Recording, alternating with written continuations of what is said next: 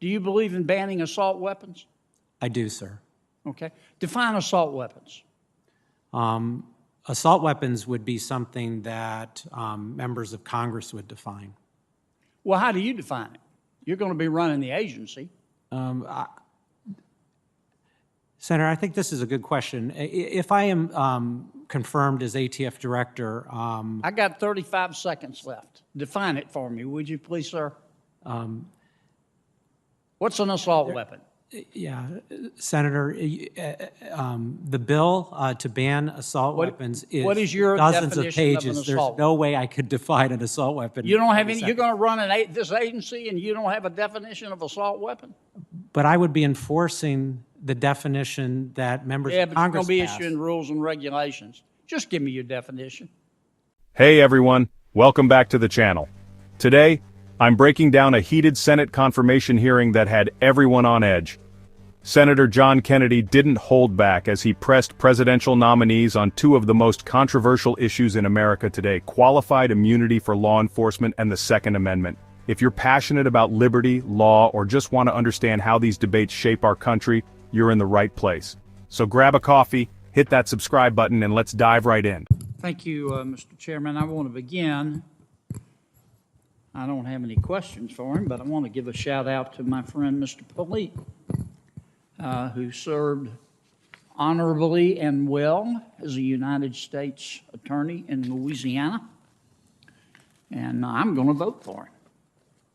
And I want to thank him for his willingness to serve. I don't know how he talked his spouse into it. He's given up major dollars to come back into government service, but I am grateful that he is willing to do so. Thank you for your support, Senator. Ms. Strickland, Counselor, you do not believe in qualified immunity for law enforcement officials, do you? Thank you for the question, Senator. For much of my career, I have served on the board of the New Mexico Criminal Defense Lawyers. Yes, ma'am. But see, my time is so limited. You don't believe in qualified immunity for law enforcement officials, do you? So on behalf of organizations and associations that I've been in, we have taken the position that New Mexico, who is considering its own civil rights bill, should not. Let me ask you again. Do you believe in qualified immunity for law enforcement officials? So you personally?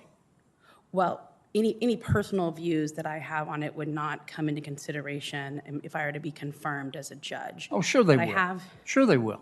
If you're confirmed, you're going to do everything you can to undermine qualified immunity, aren't you? No, Senator. Qualified immunity is the law of the land. It is the law of the Supreme Court. It is the law of the 10th Circuit, and I would apply. Well, you spent your entire adult career arguing against qualified immunity, haven't you? Well, I have spent my time as an advocate working underneath qualified immunity, where I did not argue against qualified immunity. I worked within the bounds of qualified immunity. And on behalf of associations... Yeah, but you don't believe in it. It's okay. I mean, this is America. You can believe what you want. But I don't want to be misled here. You don't believe in qualified immunity, do you? I do believe, Senator, in qualified immunity. It is the law of this country. It is the law of... Well, then why did you help New Mexico? Why did you work so hard to get New Mexico to change it? Well, New Mexico was considering a new bill regarding civil rights, and it was trying to decide whether qualified immunity should apply to a new... I understand. I'm not trying to cut you off. I really hate being rude like this and interrupting folks. We have so little time. Here's what I want to ask you. I want you to answer this one for me in front of God and country. If you personally were queen for a day, and you could make any policy you wanted to right now, and you had the ability to get rid of qualified immunity for law enforcement officials by just sweeping your hand, you're telling me you wouldn't do it? Yes, Senator. Qualified immunity... You wouldn't do it? I would not. Qualified immunity... All right, let me ask you a question of Mr. Chipman. Where's Mr. Chipman? You're nominated for alcohol, tobacco, and firearms and explosives and all kind of other dangerous stuff. Is that right?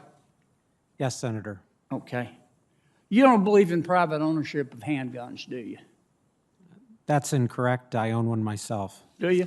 Do you believe in private ownership of assault weapons? Yes, What do you sir. own, by the way?